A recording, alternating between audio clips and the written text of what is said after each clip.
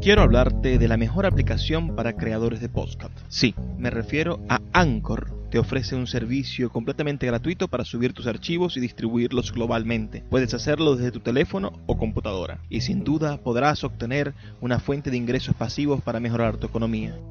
Descarga la aplicación gratuita Anchor o ve a anchor.fm para comenzar.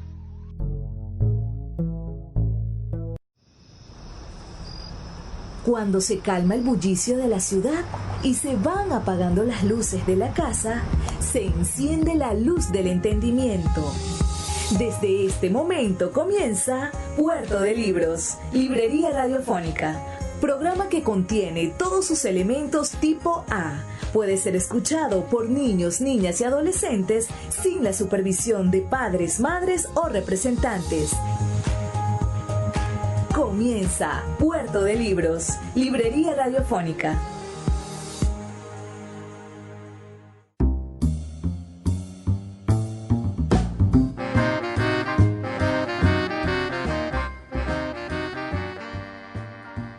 Bienvenidos a Puerto de Libros, Librería Radiofónica. Les habla Luis Peroso Cervantes, quien de lunes a viernes de 9 a 10 de la noche trae este espacio a través de la Red Nacional de Emisoras Radio Fe y Alegría para llevar buena y maravillosa literatura hasta sus hogares. Hoy estaremos transmitiendo nuestro programa número 140 y en este programa tendremos el gusto de escuchar un poema de Manuel Felipe Rugeles, ese gran poeta venezolano de nuestros Andes. También escucharemos la voz del poeta Rafael Cadenas leyendo el discurso de agradecimiento por el premio Reina Sofía de Poesía, uno de los premios más importantes y prestigiosos de poesía en lengua española. Y finalmente en nuestra sección Páginas Zulianas estaremos escuchando una crónica de Ciro Urdaneta y un fragmento del Diccionario General del Zulia dedicado a la gripe española del año 1918. Cómo se vivió en Maracaibo esa experiencia y que nos sirva como punto de encuentro para compararla con la pandemia por coronavirus. Vamos a ver qué sucede esta noche. Si ustedes están en sintonía, envíenos un mensaje de texto al 0424-672-3597. 0424-672-3597. Es nuestro número de contacto, es nuestro espacio para poder brindarles a ustedes la oportunidad de hacer más estrecho el canal que nos une. También tenemos una página web, radio.puertodelibros.com.be, donde se encuentran colgados ya nuestros anteriores programas. Ahorita mismo puedes estar escuchando este programa en nuestra página web. Si es así, puedes dejar un pulgar arriba, compartirlo, descargar el programa. Son 140 programas de literatura dispuestos para ti en esa biblioteca, en esa plataforma de podcast. También estamos en YouTube. Puedes buscar mi canal personal, Luis Peroso Cervantes, donde están cargados todos nuestros videos o nuestra lista de reproducción, Librería Radiofónica, donde vas a encontrar todos nuestros programas que pueden estar cargados en esa plataforma y que no infringen con derechos de autor. Así que hemos tenido suerte, hemos tenido la posibilidad de llegar a ustedes en toda la geografía nacional.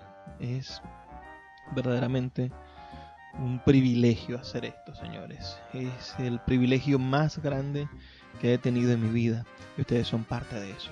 Así que ayúdenme a continuar dándome fuerzas. Envíenme un mensajito de texto al 0424-672-3597 para saber que están allí del otro lado escuchando este espacio que hacemos con tantísimo cariño para ustedes. También tenemos ahora el momento de escuchar a nuestros anunciantes, que son esas personas que hacen posible que Puerto de Libros llegue a sus hogares. Son personas bastante importantes. Si ustedes quieren pertenecer a este ramo de nuestros anunciantes, apoyar este proyecto, no duden en hacerlo y en acercarse a nosotros, a nuestras redes sociales, nuestro número de teléfono.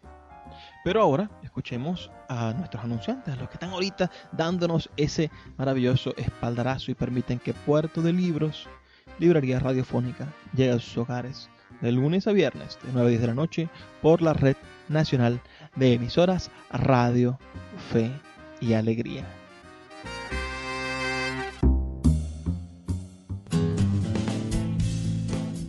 Sultana del Lago Editores es una empresa zuliana de servicios editoriales. Nuestro catálogo tiene más de 100 títulos de autores nacionales e internacionales. Además, somos la única editorial que presta servicios de impresión bajo demanda en Maracaibo. No necesitas invertir en grandes tirajes. Tus lectores pedirán tu libro, nosotros lo imprimiremos y tú obtendrás regalías. Por ello, también editamos internacionalmente en Amazon y Google Play Books. Conoce más en nuestra nueva página web www.sultanadelago.com o siguiéndonos en Instagram como @sultanadelago. Cada día un libro. Puerto de Libros, Librería Radiofónica, por Radio Fe y Alegría, con todas las voces.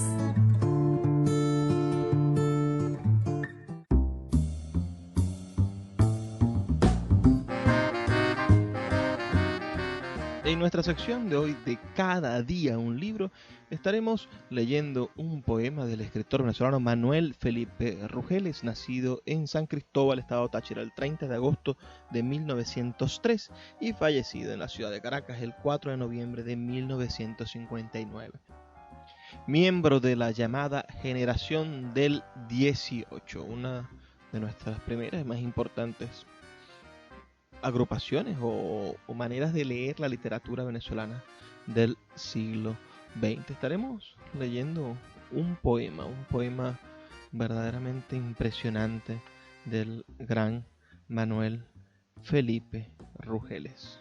Este poema tiene como título Elegía a una ciudad muerta, que ojalá no llegue a ser jamás el destino de ninguna de nuestras ciudades.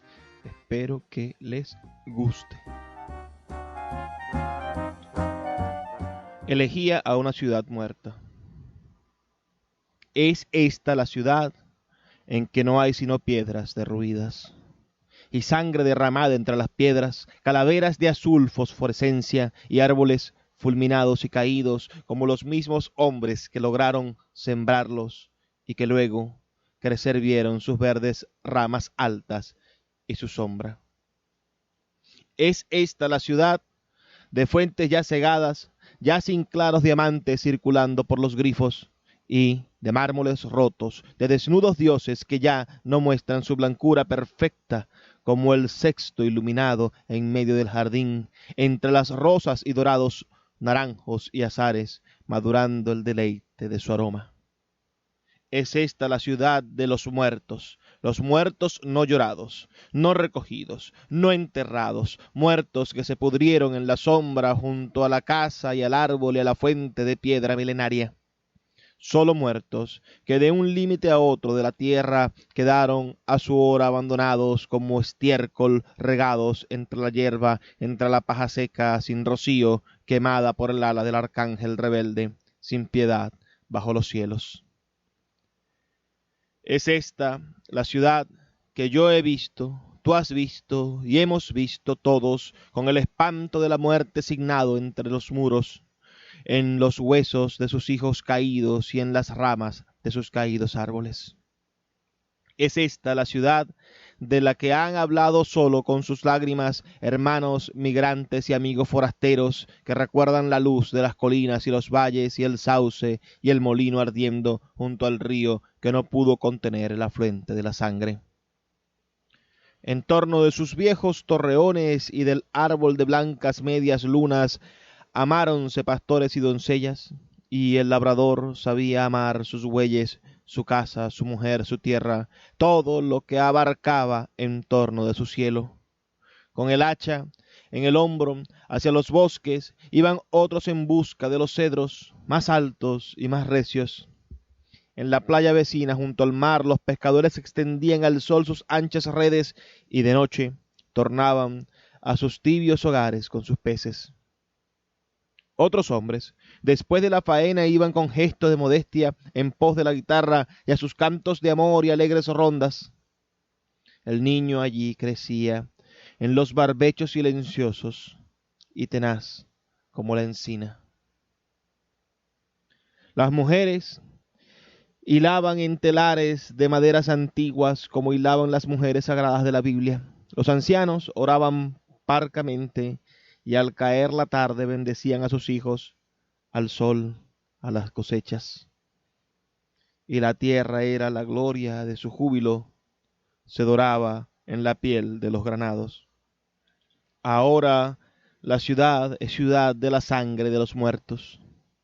Allí cayó la chispa de los cielos, allí cayó la chispa fatalmente y convirtió de pronto en remolino y vértigo de llamas, humo y polvo su edificado mundo de alegría y de paz en mitad de la montaña. Las violetas y mirtos de su historia, su corazón de flores y de trigo, su torre de palomas y campanas. Bajo aquel cielo, lleno de cenizas, ahora está meciéndose la niebla. Sobre muros y arcadas en derrumbe, la yedra asoma apenas, y rozando las ruinas, como un ala mensajera del reino donde habita la esperanza, que es sustancia del hombre, pasa el viento. Así, pasa el viento simplemente como ese hálito de esperanzas. Ese viento que espero que pronto empiece a pasar insuflando esperanza por las ciudades de nuestro país.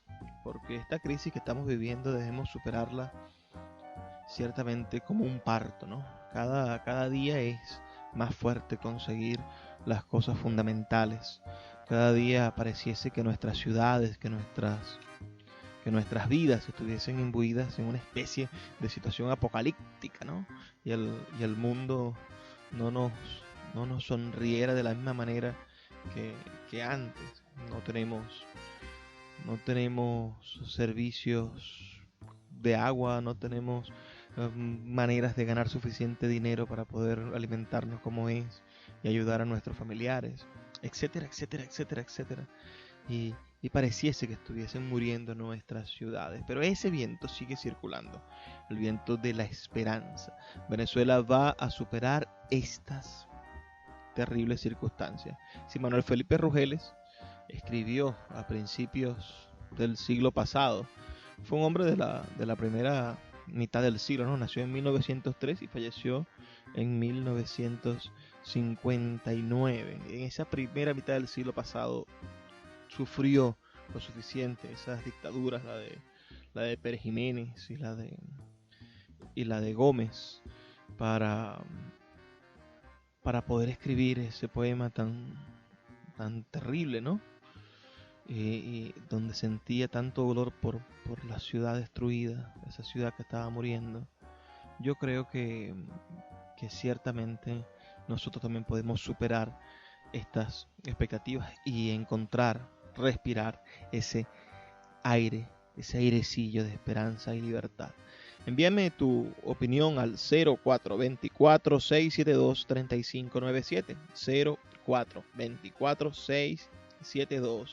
0424-672-3597, para saber qué opinas de este maravilloso poema que acabamos de leer del gran Manuel Felipe Rugeles. Vamos a hacer una breve pausa de 2 minutos y ya volvemos con más de Puerto de Libros, librería radiofónica.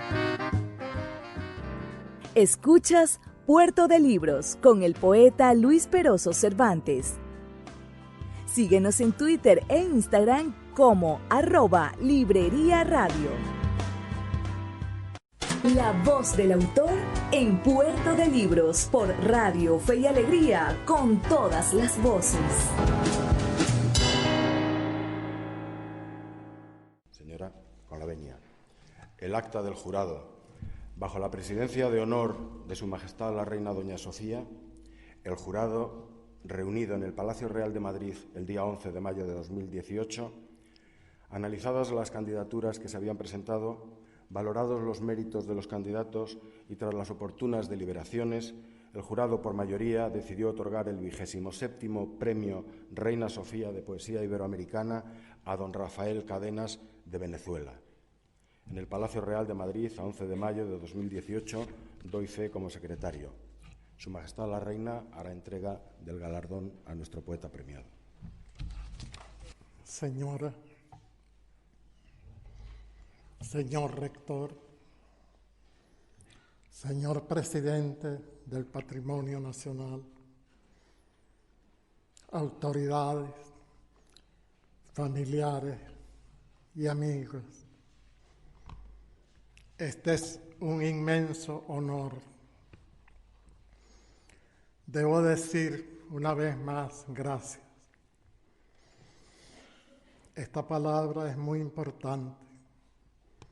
Se usa para agradecer, como en este momento, un bien recibido que además viene de la mano de la reina Sofía y de las autoridades de la más antigua universidad española, por añadidura en la conmemoración de los 800 años de su creación.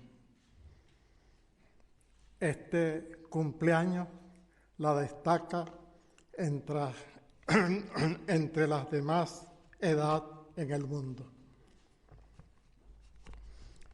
En otro ámbito, el de la política, permítaseme una referencia diferente al motivo que nos reúne. Hay palabras tan principales como aquella. Por ejemplo, libertad, justicia, democracia, civismo, honestidad, las cuales, cuando se ausentan de un país, tornan muy difícil para sus ciudadanos el hecho de vivir realmente.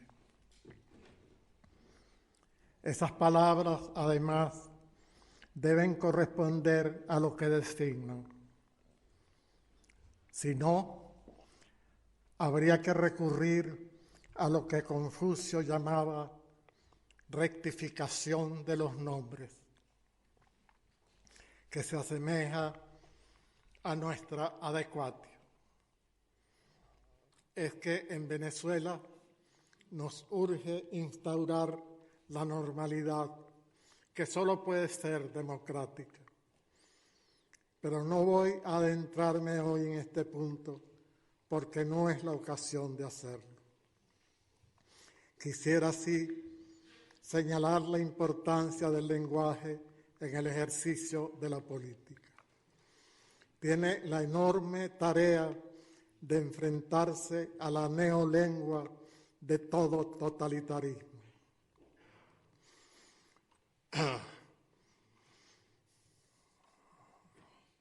Y un peligro para los seres humanos, porque los vuelve absolutamente dependientes del Estado.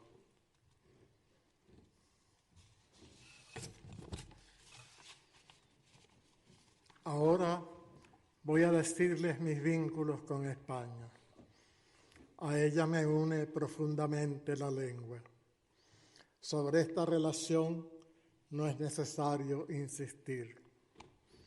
Menos evidente es la que he tenido con su literatura. Comencé a leerla siendo muy joven, creo que a los 14 años, y me cautivó. El desfile empezó con la generación del 27, Rafael Alberti, Federico García Lorca y Pedro Salinas fueron los primeros con quienes estuve.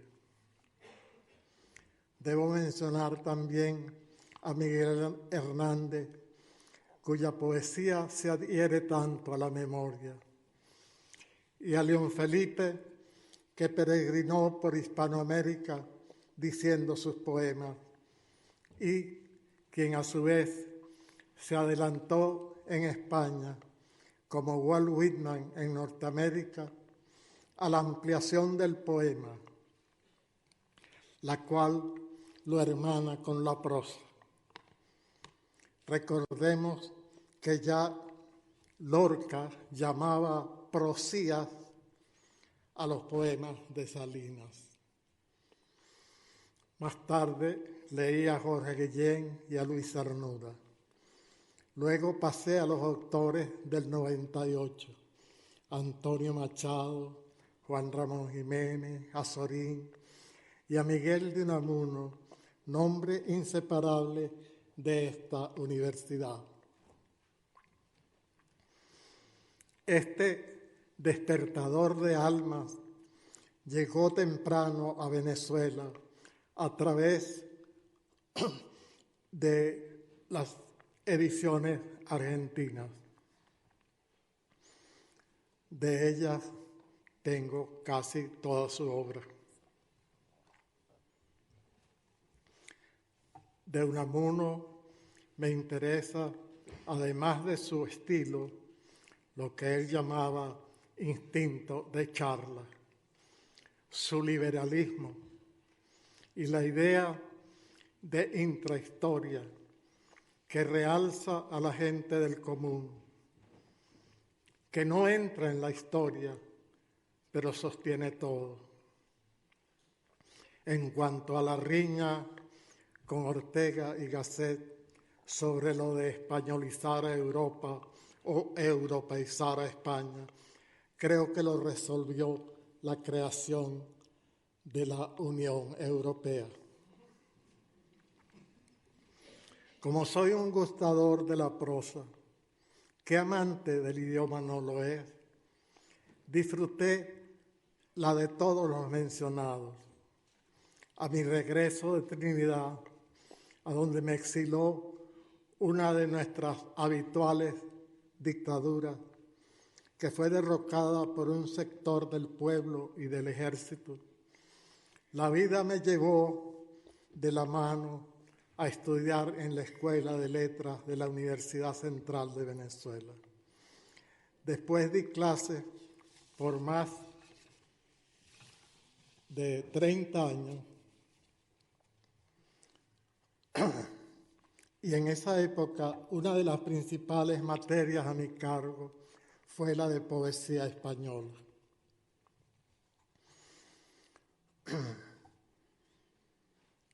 Continúo este recuento. Con mi esposa y gracias a ella recorrimos mucha España, inicialmente por iniciativa propia, después por invitaciones de la residencia de estudiantes, lugar sagrado para mí, Casa de América o festivales como Poemat. A cada paso encontrábamos rasgos de nuestra filiación. Ahora me referiré a un hecho capital de nuestra historia que a menudo se olvida: la llegada a Venezuela de los exilados españoles durante o después de la Guerra Civil. Fueron miles, y entre ellos vinieron profesores, científicos, escritores, que contribuyeron decisivamente con nuestra cultura, como Juan David García Vaca, Pedro Grace, Manuel García Pelayo, Marco Aurelio Vila, Juan Nuño, Federico Riu, Manuel Granel, Guillermo Pérez Enciso, Mateo Alonso, Santiago Magariño y muchos otros.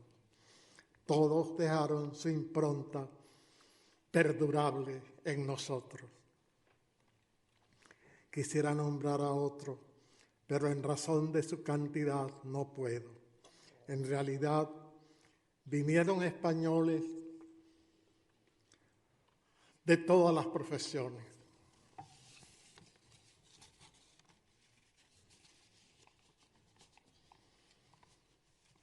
Hace años se publicó en Caracas un libro de 2 tomos con biografías breves de ellos, aunque no de todos. Y en el 2015 apareció el libro Humanistas Españoles en Venezuela, compilado por el escritor Tulio Hernández, hoy exilado de Venezuela. Les daré una idea de lo dicho. Yo hice el bachillerato en una ciudad del interior, Barquisimeto, que originariamente se llamó Nueva Segovia de Barquisimeto. y recibí clases de 3 profesores españoles. Es decir, no solo trabajaron en las universidades, sino también en el Instituto Pedagógico, en los liceos de Caracas y de otras ciudades. Antes de concluir, debo agradecerle a la profesora Carmen Ruiz Barrio Nuevo lo que a su vez ha hecho aquí por nosotros con el apoyo de la Universidad de Salamanca. Ella fundó hace años la cátedra que lleva el nombre de un gran poeta venezolano, José Antonio Ramos Sucre, a fin de dar a conocer la poesía venezolana. Merece un gran reconocimiento de parte nuestra.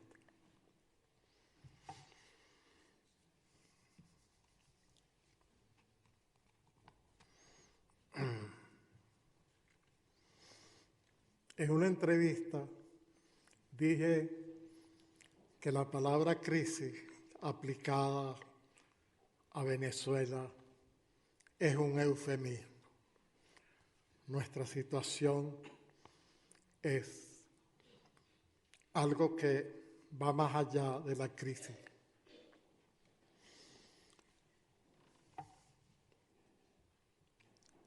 Es de salida muy difícil. Termino con una observación tal vez oportuna. Creo que los nacionalismos son abominables, traen odios, conflictos, guerras. Ojalá aprendamos y optemos por la amistad entre las naciones. Por eso he evocado la que existe entre Venezuela y España. No sin recordarles a los que atacan este país que lo hacen en español. Muchas gracias.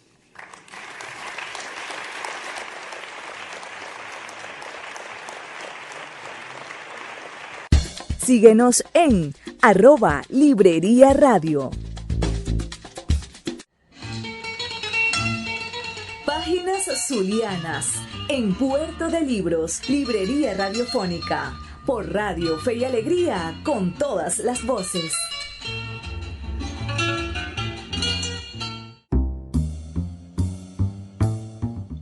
En nuestra sección de hoy de Páginas Zulianas estaremos leyendo una crónica, apenas una crónica, del libro La Tierra Chiquita de Ciro Urdaneta Bravo, publicada en 1988, esta edición de La Tierra Chiquita, por Pequiven, filial de Petróleos de Venezuela. Esta crónica particularmente se llama La Gripe y está dedicada a ese flagelo, a ese terrible flagelo de 1918 que nos recuerda tanto al flagelo que estamos viviendo hoy en el mundo, una pandemia. La gripe. Hace más de 60 años apareció en Maracaibo la terrible epidemia de la gripe que, según los cronistas de la época, costó más de 2.000 muertos. A fines de 1918 comenzó a causar desastres en nuestra población, después de haber sido introducida por 2 enfermos llegados de La Guaira a bordo de una goleta. La gripe se propagó seguidamente hasta afectar a más del 50% de los habitantes del estado, en particular a los de extracción humilde. Para noviembre de 1918 la situación era alarmante, al punto de que las autoridades se mostraban impotentes para combatirla y fue preciso construir una liga sanitaria a fin de incorporar a ciudadanos de todos los niveles en la lucha contra la epidemia. En Maracaibo, los enfermos pasaban de 20.000, con saldo de 30 a 40 muertos diarios. El carro fúnebre de la beneficencia no descansaba un minuto, ni de día ni de noche, y era necesario sepultar hasta 3 cadáveres en una misma fosa. En esa situación se hicieron gestiones para traer a la ciudad a un médico de cuyos sistemas curativos se hablaba contradictoriamente, el doctor Aaron Benchetrit, quien sanaba a los enfermos con aceite de tártago y pociones a base de ipecacuana, tilo, canela y manzanilla. El arzobispo Rincón González se encargó de organizar el viaje del doctor Benchetrit, de acuerdo con el obispo del Zulia, Monseñor Arturo Celestino Álvarez, y el presidente del Estado, general Santos Matute Gómez. Benchetrit llegó a Maracaibo el 24 de noviembre en el vapor Mérida, junto con su ayudante, el doctor Alberto J. Fernández. Se hospedaron en el Hotel Zulia y en medio de las más grandes reservas comenzaron a visitar enfermos, principalmente en los barrios Saladillo y Santa Lucía, que eran las zonas más azotadas por la gripe. Benchetrit recibió ayuda del doctor Adolfo Damper e improvisó un hospital en la universidad. Viajaba en automóvil acompañado por Rodolfo Hernández y el Boy Scout Carlos Pocaterra, y cuando regresó a Caracas el 3 de diciembre había logrado infinidad de curaciones. Entre las víctimas de la epidemia figuró el médico Guillermo Kulk Yepes. El saldo fue tremendo, pero no hay duda que Benchetrit doblegó la tremenda gripe con su fórmula elemental a base de aceite de tártago. Pues sí, esa es la crónica que registra Ciro Urdaneta Bravo en su libro La Tierra Chiquita, sobre esa terrible gripe española que quizá fue la última pandemia que vivimos en el mundo y que ahora tiene su nuevo repunte como pandemia. Ahora vamos a leer también para completar el cuadro. Pasamos de la crónica ahora a la historia propiamente dicho. Vamos a leer la entrada del Diccionario General del Zulia de Jesús Ángel Semprún Parra y Luis Guillermo Hernández, publicado por Sultana del Lago Editores, que es la enciclopedia más importante de la historia del Zulia, que todos ustedes pueden adquirir por un bajísimo precio. Creo que está en $2,99 el diccionario completo. Son más de 7.000 entradas de información sobre el Zulia. Les vamos a dejar el enlace de compra en nuestras redes sociales. Bueno, vamos a leer la entrada de la gripe española del 18. Dice así: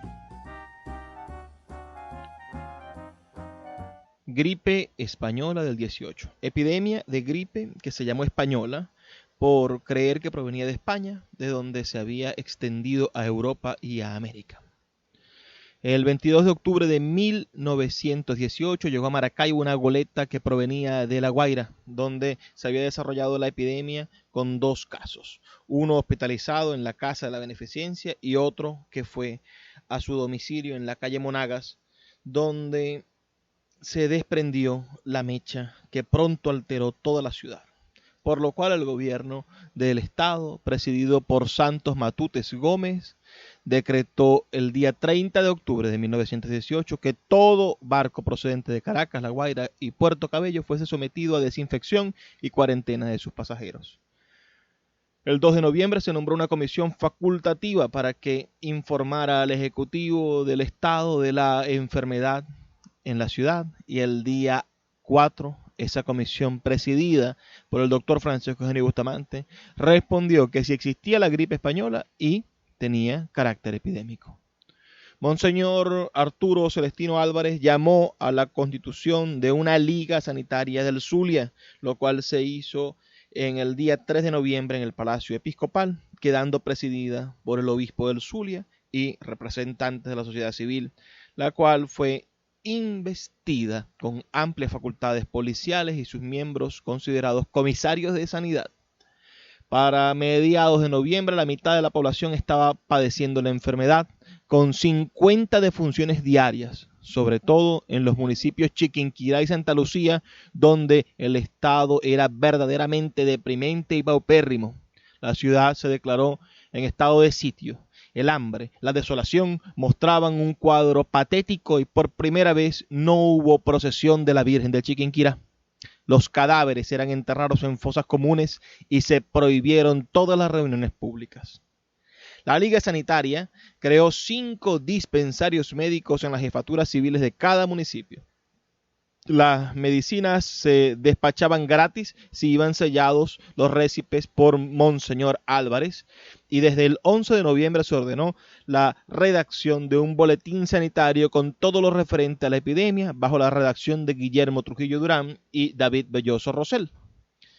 El 19 de noviembre el Consejo Central de la Cruz Roja Venezolana envió en el vapor Maracaibo a un grupo de estudiantes para fundar en la ciudad una seccional de la Cruz Roja, constituida el día 28 del mismo mes bajo la presidencia de Luis Emiro Belloso.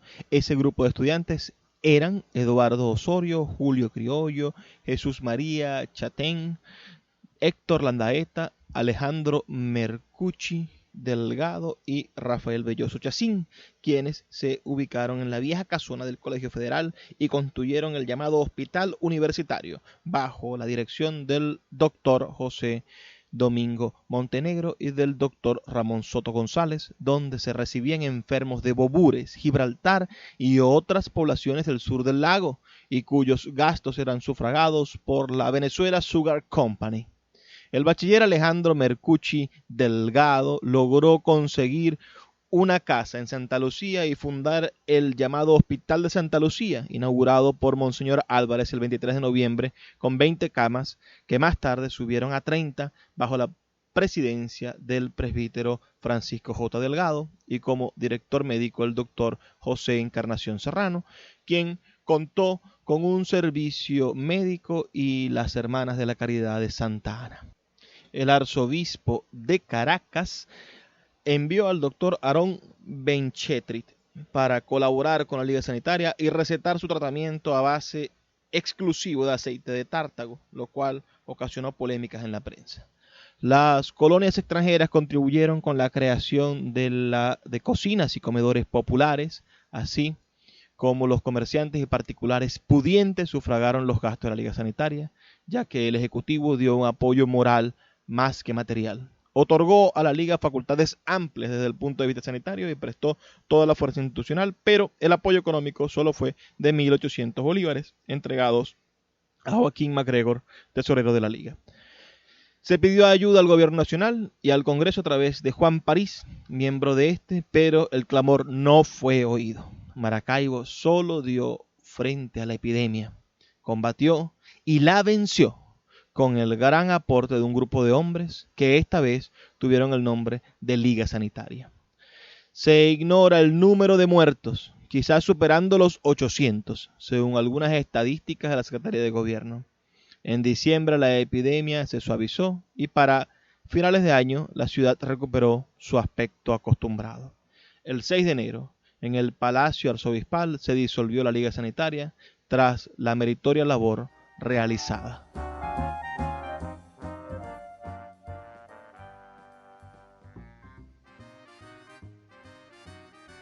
Esta crisis que vivió Maracaibo durante ese periodo está registrada en muchísimos libros, sobre todo en uno de Orlando Arrieta, Notas para la historia de la medicina del Zulia, donde podríamos encontrar algunas cosas.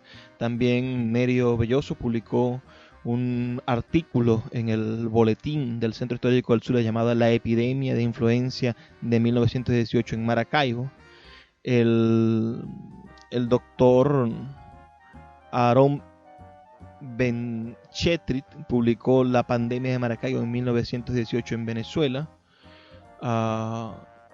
Y también el señor Héctor Cuenca, quien fue gobernador del estado, publicó Cómo se conjuró la gripe de Maracaibo en el diario Panorama en 1919. Esto es parte de la memoria de nuestra ciudad y nosotros debemos rescatarla y aprovecharla para superar estos periodos de crisis que nos han tocado asumir a nosotros como generación. Esta es nuestra oportunidad de ser parte de la historia. Seamos como esos zulianos de la antigüedad, del siglo pasado, y salvemos nuestra ciudad, nuestro país, señores. Así que quizá la curva de contagios está avanzando en el país, según las cifras oficiales, pero depende en buena parte de nosotros, de la manera en la cual seamos suficientemente inteligentes para asumir el reto que se nos ha propuesto y salvar a los nuestros y salvar al país de una tragedia mucho mayor. ¿Qué opinan de este capitulito de la historia zuliana, que es también la historia de todo el país? Envíanos un mensaje de texto al 0424-672-3597 o a nuestras redes sociales @librería radio en Twitter y en Instagram, y coméntanos si tienes información de cómo se vivió la pandemia de 1918 en otras partes del país. Vamos a hacer una pequeña pausa de 2 minutos y ya volvemos con más de Puerto de Libros, Librería Radiofónica. Escuchas Puerto de Libros con el poeta Luis Peroso Cervantes. Síguenos en Twitter e Instagram como @Librería Radio.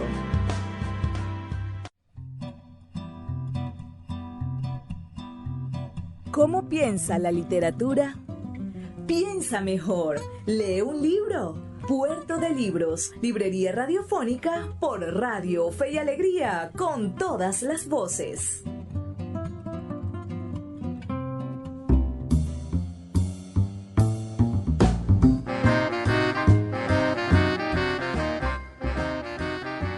¿Cómo piensa la literatura? Piensa mejor, porque cuando lees un libro seguro piensas mejor. Tienes combustible del pensamiento. Los libros son eso, una especie de materia voluble que hace que tu cerebro explote en positivo, que hagamos que sea bueno, que sea maravilloso nuestro devenir en la vida.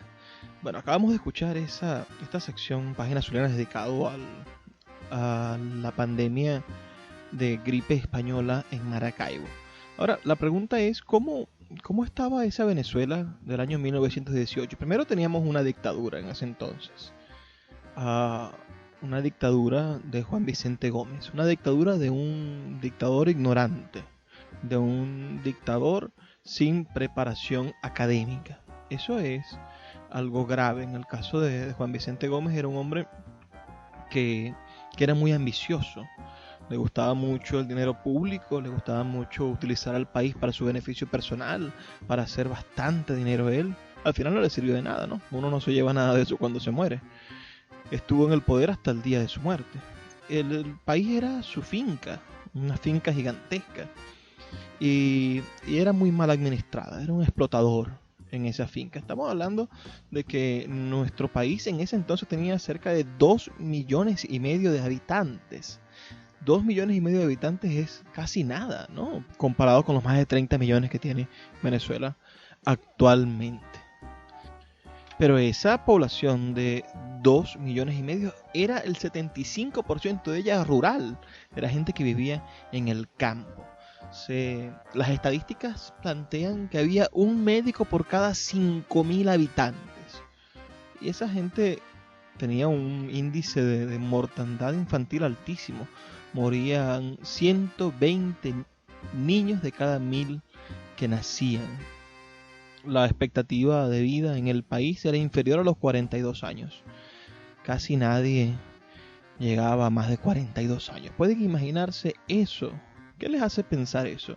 ¿Cómo está nuestra expectativa de vida ahora? Nuestros jóvenes, ¿a qué edad podrían tener la esperanza de llegar? ¿Y gracias a qué logramos que dejasen de existir flagelos terribles como el paludismo, como esas fiebres de malaria? Bueno, pensemos en los avances que ha tenido el país. Pero en ese entonces, esa horrorosa pandemia llegó a Caracas a través de La Guaira y de allí se propagó por todo el país. Y entre octubre de 1918 hasta 1919 posiblemente se hayan llevado al otro lado, a la otra vida, cerca de 25.000 personas. 25.000 personas, que era una especie del 1% de la población. Imagínense perder el 1% de la población venezolana actual serían casi 300.000 personas. Muchísima gente desapareció, familias completas. En Maracaibo fue una locura, y la manera en la que se propagó rápidamente por tener el profundo desconocimiento de la situación y por no tener un cerco epidemiológico, ¿no? No estar preparados para poder afrontar un reto tan profundo como eso. Y en este caso era una influenza. Señores, hoy estamos frente a un virus un poco más complejo, que verdaderamente debemos cuidarnos de él. Hay un artículo muy bueno en ProDaVinci que se llama la pandemia de gripe española de 1918. Yo los invito, el autor de este artículo es Samir Kababe. Los invito a leerlo, es bastante completo, muy bueno, de cómo se trató el virus y las crónicas de lo que pasó. Por ahora nosotros estamos en las primeras etapas de este virus. El virus de la influencia española no se consiguió una cura, un tratamiento específico, no se aisló hasta 1933. Imagínense ustedes que los avances científicos tardaron mucho en llegar a conclusiones importantes. Lo que logró frenarlo fue la inmunidad de manada, lo que llaman la inmunidad de manada. Algunos países han intentado generar esa inmunidad de manada. Por ejemplo, en Suecia han estado generándola, han estado produciendo. Más del 40% de su población ya está inmunizada, y eso es debido a que no se cerraron las escuelas, a que no hubo ningún tipo de restricciones. Esto es en un país organizado, donde se le dice a la gente, bueno, señores, tienen que ir con su tapabocas, y la gente hace caso, donde se le dice a la gente, bueno, señores, usted debe usar guantes, usted tiene que hacer tales y tales medidas, y en los mercados hay cierto tipo de higiene. Imagínense ustedes que nosotros demos esas libertades aquí, podría ser catastrófico, creo yo. La cuarentena no va a curar la enfermedad.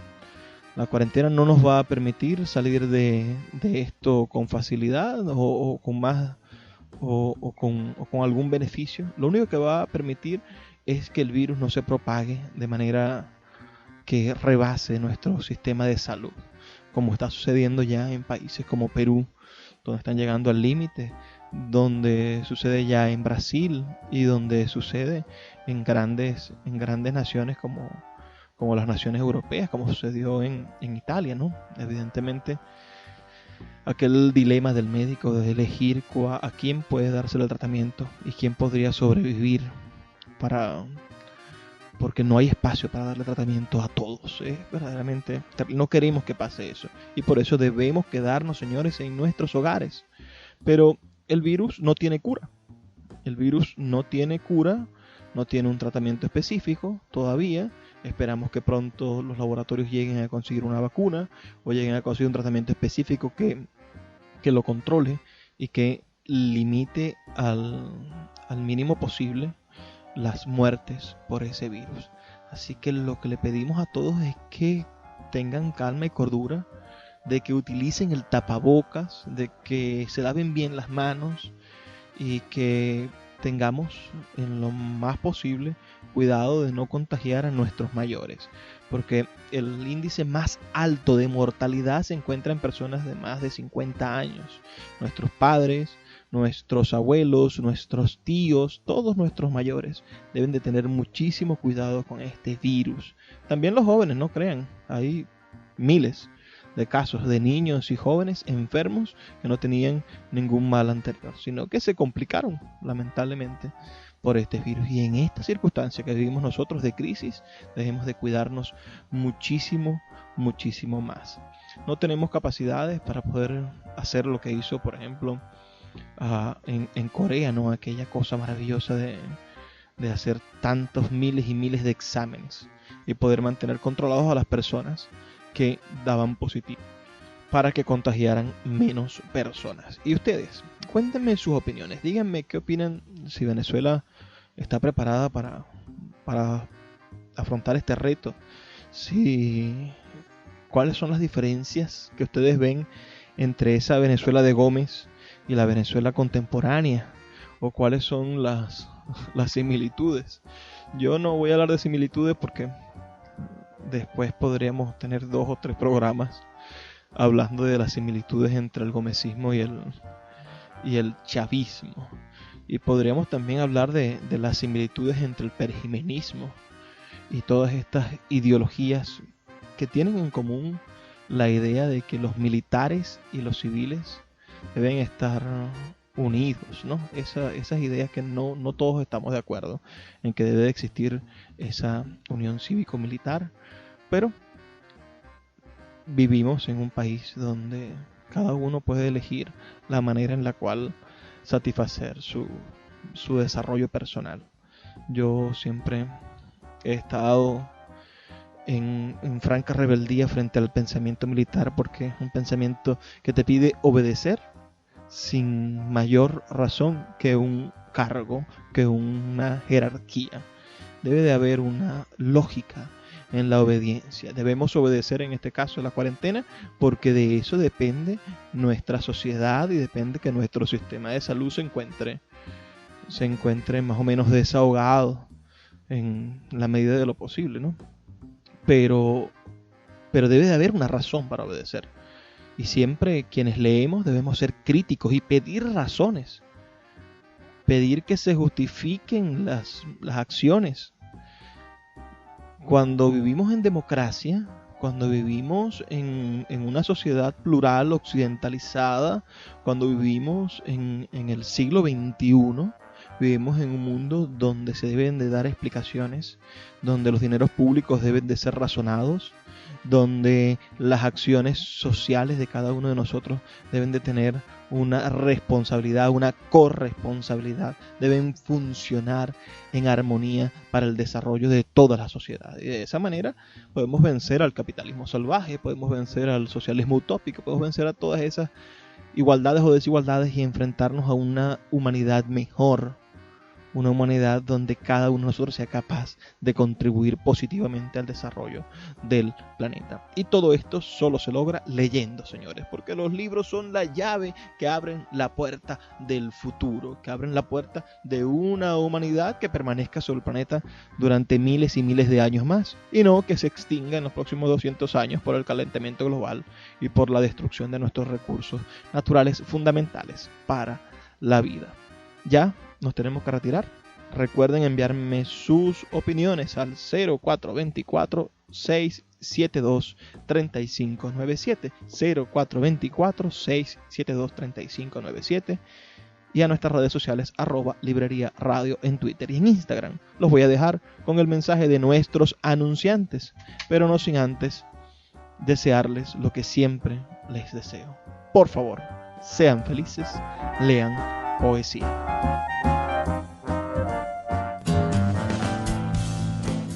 Sultana del Lago Editores es una empresa zuliana de servicios editoriales. Nuestro catálogo tiene más de 100 títulos de autores nacionales e internacionales. Además, somos la única editorial que presta servicios de impresión bajo demanda en Maracaibo. No necesitas invertir en grandes tirajes. Tus lectores pedirán tu libro, nosotros lo imprimiremos y tú obtendrás regalías. Por ello, también editamos internacionalmente en Amazon y Google Play Books. Conoce más en nuestra nueva página web www.sultanadelago.com o siguiéndonos en Instagram como @sultanadelago.